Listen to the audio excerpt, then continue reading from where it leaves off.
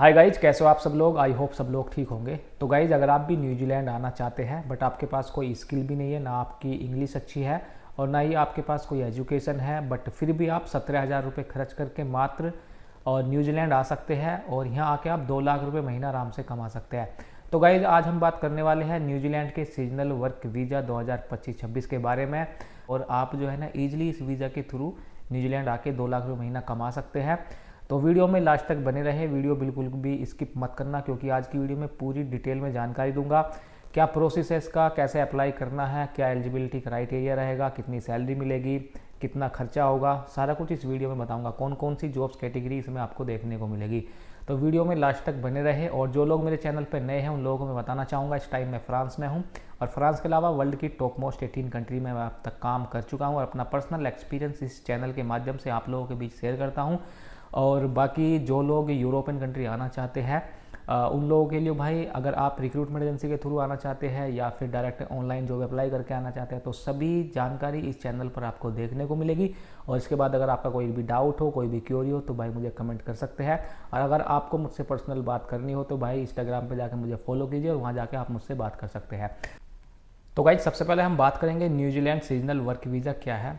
तो guys, basically New Zealand हर साल जो है ना अपनी विटिकल्चर और हॉर्टिकल्चर इंडस्ट्री में जो है ना वर्कर की हायरिंग करता है, इंटरनेशनल वर्कर की। जैसे विटिकल्चर बोले तो ग्रेप्स और वाइन इंडस्ट्री, और हॉर्टिकल्चर जैसे फल सब्जियों की खेती, फ्रूट पिकिंग, पैकेजिंग का काम। तो ये बेसिकली जो है ना 3 से 7 महीने के लिए होता था टेम्परेरी। और ये ओशियन पैसिफिक कंट्री बोले तो Fiji, Samoa, tonga, in country से वर्कर हायर करता था। बट जो इसकी वीज़ा की कैटेगरी थी वो थी भाई RSE, मतलब रिकॉग्नाइज सीजनल एम्प्लॉयर वीज़ा।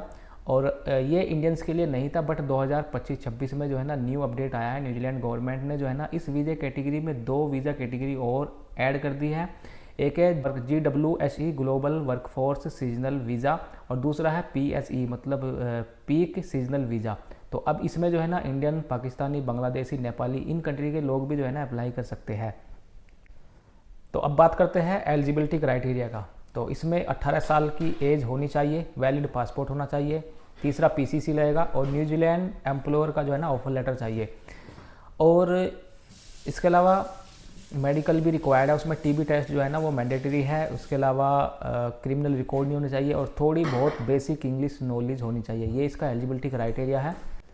अब बात करते हैं सैलरी की। तो भाई न्यूजीलैंड का मिनिमम वेजेस 23.15 पर आवर, यानी कि इंडियन रुपीज़ में बात करें तो भाई एक न्यूजीलैंड डॉलर जो है ना 51 रुपीज़ का है। तो वीकली 40 to 50 आवर्स मिलेंगे और अकोमोडेशन और ट्रांसपोर्टेशन सब कुछ एम्प्लॉयर देगा। तो लगभग अगर 200 आवर भी आपको एक महीने में मिलेंगे तो लगभग भाई 2 लाख रुपए आप आराम से कमा सकते हैं।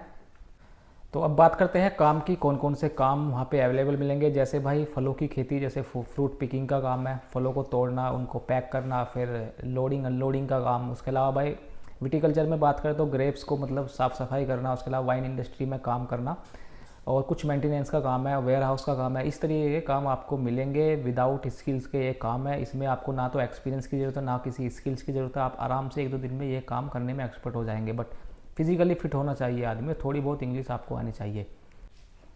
तो अब बात करते हैं इस वीज़ा की ओपन डेट जो है भाई 8 दिसंबर से ये ओपन हो रहे हैं, बट पहले भी आप अप्लाई कर सकते हैं।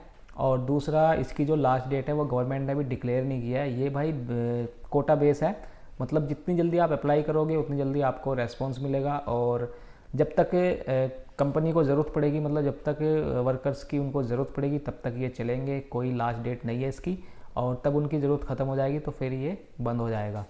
तो जितनी जल्दी हो सके भाई अप्लाई करें। तो गाइस, जब बात करते हैं वीज़ा फ़ी की, तो भाई ये न्यूजीलैंड डॉलर मतलब 350 से 400 न्यूजीलैंड डॉलर लगेंगे वीज़ा की जो फ़ीस है। और अप्रोक्सीमेटली इंडियन रुपीज़ में बात करें तो 17,000 से 18-20 हज़ार रुपये तक है। बाकी और 4-5 हज़ार रुपये जो मेडिकल का एक्स्ट्रा वो लगेगा। बाकी टिकट वगैरह और सारा कुछ जो है ना एम्प्लॉयर देगा, उसमें आपको कोई टेंशन नहीं है। तो मैक्सिमम मान के चलो 20,000 रुपये में आपको ये वीज़ा मिल जाएगा ईजिली।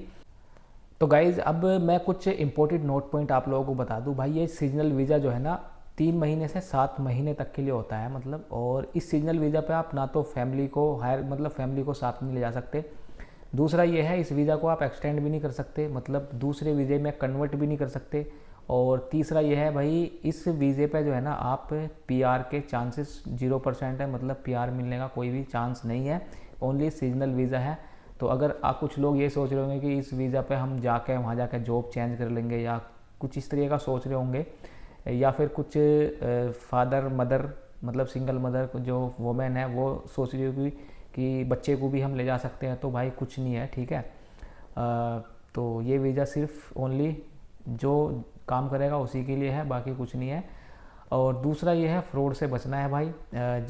जो भी कंपनी में बताऊंगा अभी आगे जाके, वहाँ पे जिस पे भी आप अप्लाई करोगे उसका भाई स्क्रीनशॉट ले लेना या लिख लेना भाई, नोट डाउन कर लेना कि कौन सी कंपनी में आपने अप्लाई किया और फिर वेट करना है, क्योंकि आजकल जो है ना फ्रॉड बहुत ज़्यादा हो रहा है भाई। लोग फर्जी ऑफर लेटर या फर्जी वेबसाइट बना के लोगों को ठग रहे हैं, और ठगने वाले वो कोई और नहीं है भाई, अपने ही है, अपने इंडियंस है, पाकिस्तानी है, बांग्लादेशी है वो, और पढ़े लिखे लोग हैं भाई, ठीक है ना, जो पढ़े लिखे जो एक्सपर्ट है। अनपढ़ आदमी थोड़ी ना कर सकता है ये सब काम, वो तो भाई पढ़े लिखे आदमी करते हैं, तो भाई वे अपने ही ठग रहे हैं। तो इस चीज़ का जो है ना बहुत ज़्यादा ध्यान रखना है, फ्रॉड से बचना है हमें, ठीक है।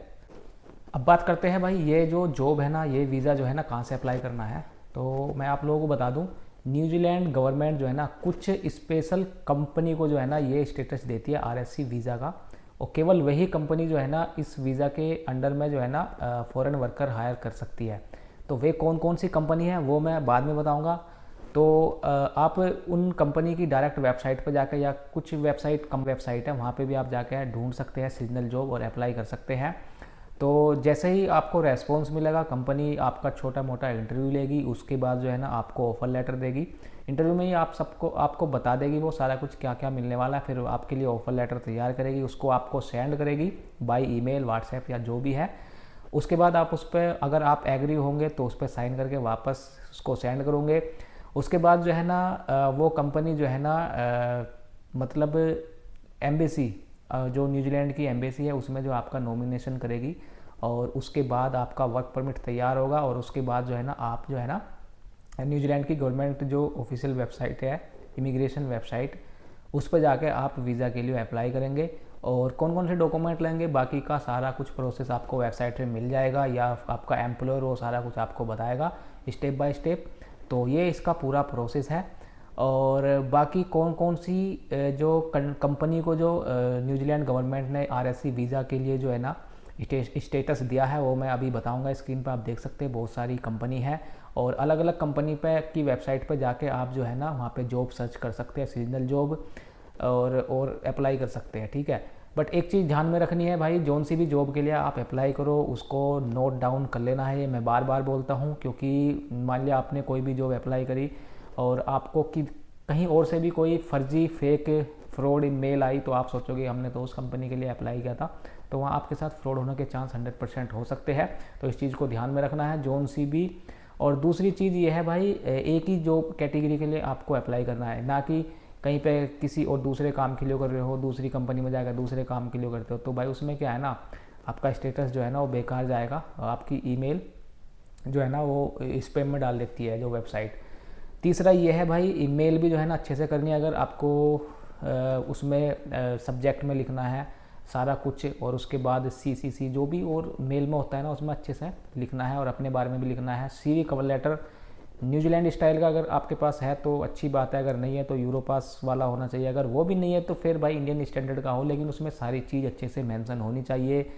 आपकी पासपोर्ट डिटेल, कहाँ पे आपने काम किया है, सारा कुछ मतलब अच्छे से उसमें मेंशन होना चाहिए, ताकि और कुछ कीवर्ड भी आपको डालने हैं, ठीक है। क्योंकि आजकल जो सिस्टम चल रहा है ना CV मतलब ढूंढने का, वो कीवर्ड से ढूंढते हैं, सर्च करते हैं।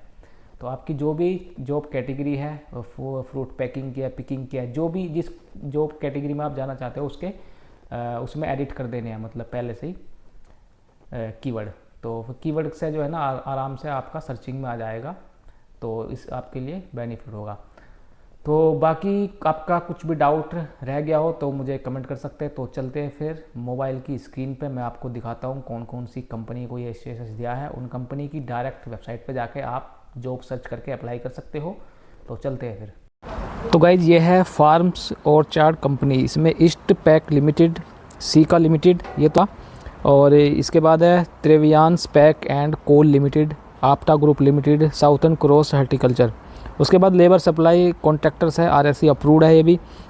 और इसमें पिक, होकेस, बे INC और होटस limited, bay labour service limited, seasonal solution cooperative limited, the labour exercise limited. उसके बाद हॉर्टिकल्चर एंड फ्रूट कंपनी है भाई, इसमें mister apple New Zealand limited, fresh max New Zealand limited, T&G global limited, Bostock New Zealand limited, rocket global limited, leader brand product produce limited. और viticulture में भाई Accolade wines New Zealand limited और constellation brands New Zealand limited, delegated limited, Pernod Richard wine marks New Zealand limited.